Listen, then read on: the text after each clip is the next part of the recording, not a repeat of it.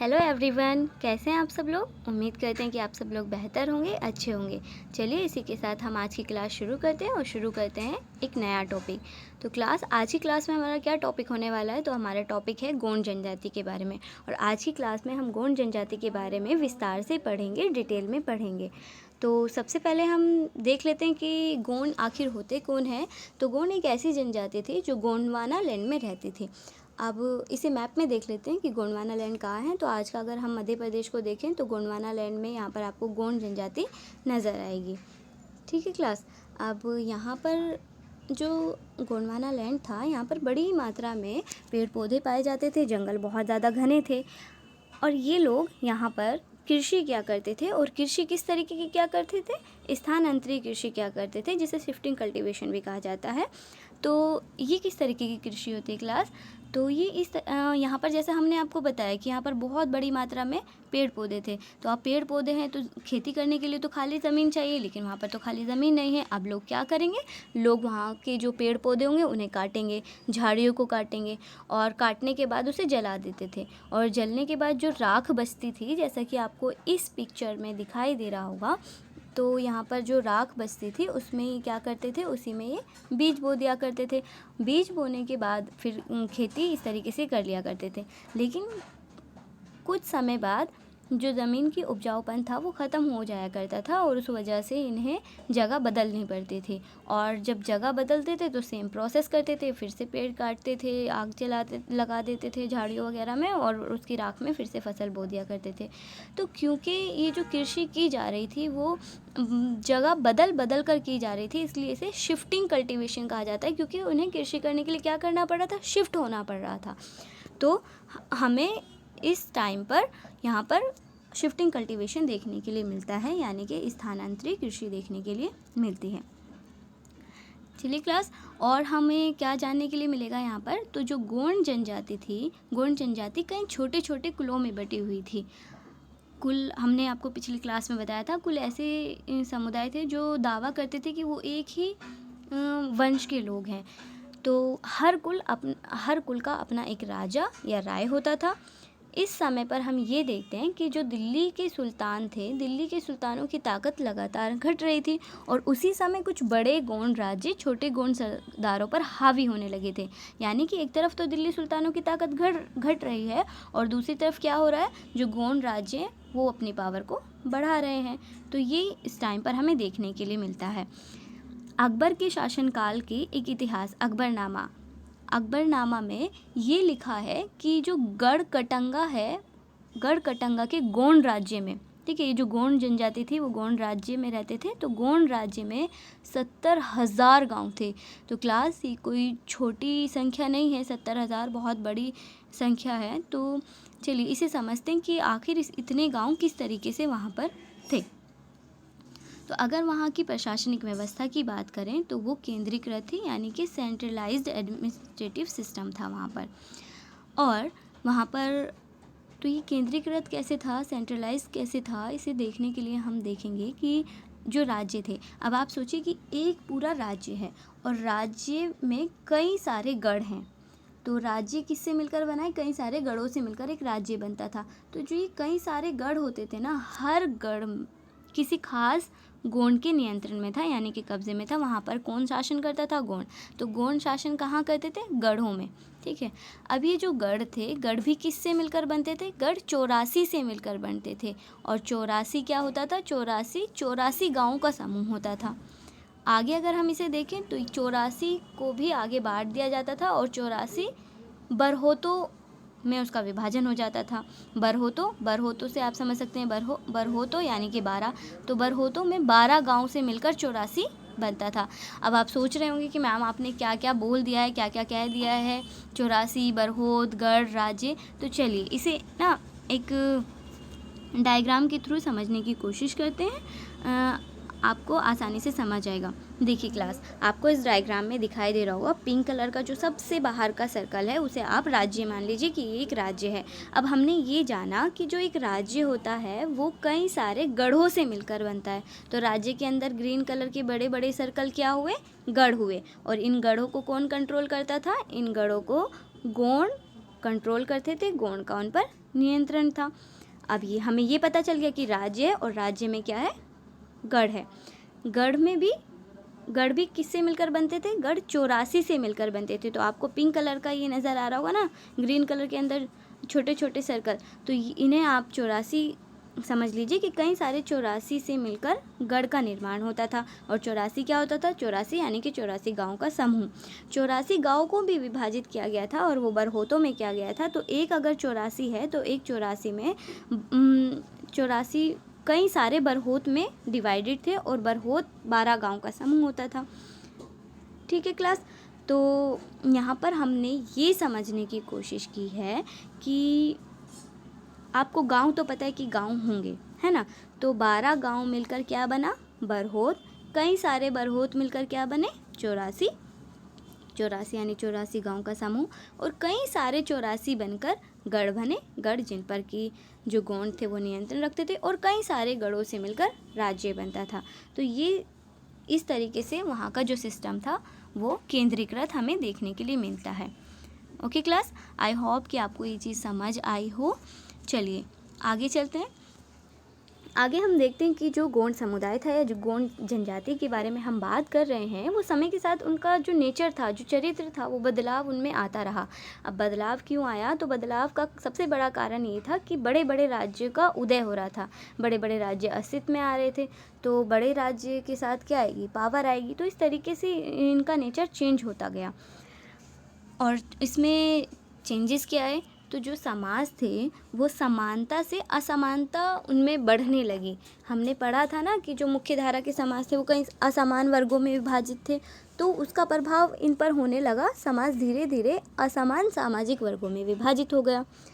ब्राह्मण लोगों ने गोंड राजाओं से अनुदान में भूमि प्राप्त की और बहुत ज़्यादा प्रभावशाली यानी कि शक्तिशाली वो बन गए, पावरफुल बन गए। और अब गोंड जो सरदार थे, तो गोंड सरदारों के मन में ये इच्छा हुई, राजपूत बनने की इच्छा हुई। राजपूत क्यों बनना चाहते थे, क्योंकि राजपूत उन्हें एक शासक के रूप में पहचान देता था। तो इसलिए वो शासक के रूप में अपनी मजबूत स्थिति बनाने के लिए उन्होंने सोचा कि उन्हें राजपूत का टाइटल मिल जाए। अब राजपूत का टाइटल कैसे मिलेगा, तो राजपूत का टाइटल लेने के लिए ब्राह्मण से उन्हें समर्थन मिलना चाहिए था। ब्राह्मण को क्योंकि वो अनुदान दे रहे थे, अनुदान में भूमि वगैरह दे रहे थे, तो इस वजह से ब्राह्मण ने भी उनको सपोर्ट करना शुरू कर दिया। और इस तरीके से ये सारे परिवर्तन आना शुरू हो गया और समानता से असमानता यहाँ पर भी बढ़ने लगी। चलिए इसे और आगे अच्छे से समझते हैं और देखते हैं कि किस तरीके से एक गोंड राजा अपना पूरा चेंज, मतलब किस तरीके से परिवर्तन आप देखेंगे आप लोग। तो एक गोंड राजा थे अमनदास। तो ये जो अमनदास हैं, सबसे पहले तो इन्होंने अपना नाम ही चेंज कर लिया और वो संग्राम शाह की उपाधि इन्होंने धारण कर ली, है ना। तो संग्राम शाह में वज़न लग रहा है ना तुम लोगों को, ठीक। तो अब फिर क्या किया, अब संग्राम शाह के बेटे थे दलपत, और दलपत ने महोबा के चंदेल राजपूत राजा से राजा चालबाहन की बेटी राजकुमारी दुर्गावती से शादी की। तो राजपूत की बेटी से इन्होंने राजपूत की बेटी राजकुमारी दुर्गावती से शादी की दलपत ने। लेकिन दलपत ज़्यादा दिन तक जीवित नहीं रह सके और बहुत ही कम उम्र में उनकी मृत्यु हो जाती है। लेकिन जो दुर्गावती थी वो बहुत ही काबिल थी और बहुत योग्य थी। इनका एक 5 साल का बेटा था जिसका नाम था वीर नारायण। और अब क्योंकि इनके पति भी नहीं रहे, उनकी मृत्यु हो चुकी है और बेटे शासन कर नहीं सकते क्योंकि अभी तो वो बहुत छोटे हैं, 5 साल के हैं। तो क्लास क्या हुआ, इन्होंने अपने बेटे वीर नारायण के बिहाफ पर शासन की कमान इन्होंने संभाल ली और पूरा जो राज्य था उन्होंने खुद से उसको लीड करना शुरू कर दिया। और क्योंकि बहुत ज़्यादा काबिल थी तो इनके समय में ये देखने के लिए मिलता है कि राज्य का और ज़्यादा विस्तार होता चला गया। लेकिन चुनौतियाँ भी कम नहीं थी और चुनौतियाँ इनके सामने भी आई। तो राजकुमारी दुर्गावती के सामने क्या चुनौती आई, देखिए। 1565 में आसिफ खान के नेतृत्व में मुग़ल सेनाओं ने गढ़ कटंगा पर हमला किया।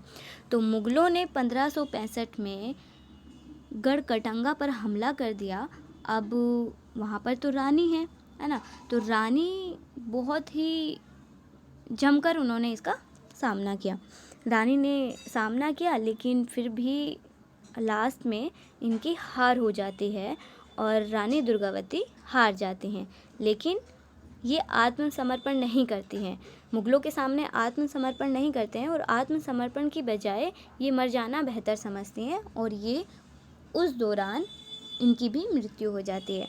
और बाद में हम देखते हैं कि उनके पुत्र की भी लड़ते लड़ते लड़ाई के दौरान ही उनके पुत्र की भी मृत्यु हो जाती है। तो यहाँ पर अब जो रानी दुर्गावती पूरा चला रही थी राज्य का शासन, तो रानी तो मर गई हैं, है ना, उनकी मृत्यु हो गई है और साथ ही साथ अब उनके पुत्र की भी मृत्यु हो गई है। तो ये सारी जो लड़ाई थी वो जीत ली मुगलों ने। अब मुगलों ने क्योंकि ये सारा सब कुछ जीत लिया तो गोंड पर मुगलों की जीत हुई। अब इसका क्या प्रभाव पड़ा, क्या इम्पैक्ट रहा? तो क्लास, गढ़कटंगा एक समृद्ध राज्य था, रिच स्टेट था, यानी कि यहाँ पर बहुत बड़ी मात्रा में विशाल जंगल थे तो उनमें हाथी भी थे और ये क्या करते थे, हाथियों का व्यापार क्या करते थे। अब हाथियों का व्यापार करते थे तो उससे इन्होंने बहुत अच्छा खासा धन दौलत जोड़ लिया था। लेकिन जब मुगलों ने गोंडों को हराया और तो उन्होंने क्या किया, वहाँ से बड़ी संख्या में लूटपाट की और लूट में बेशकीमती सिक्के, हाथी, इन्होंने हथिया लिए मुगलों ने। उसके बाद राज्य का एक बड़ा भाग तो मुगलों ने अपने कब्ज़े में ले लिया और बाकी जो बचा वो वीर नारायण के चाचा चंदर शाह को दे दिया। अब क्लास, आप ये सोच रहे होंगे कि ये चंदर शाह कौन है, मतलब ये चाचा कहाँ से आ गए। हाँ, तो वीर नारायण की मृत्यु हो चुकी है। वीर नारायण की जो माँ थी, यानी कि जो माँ थी उनकी भी डेथ हो चुकी है।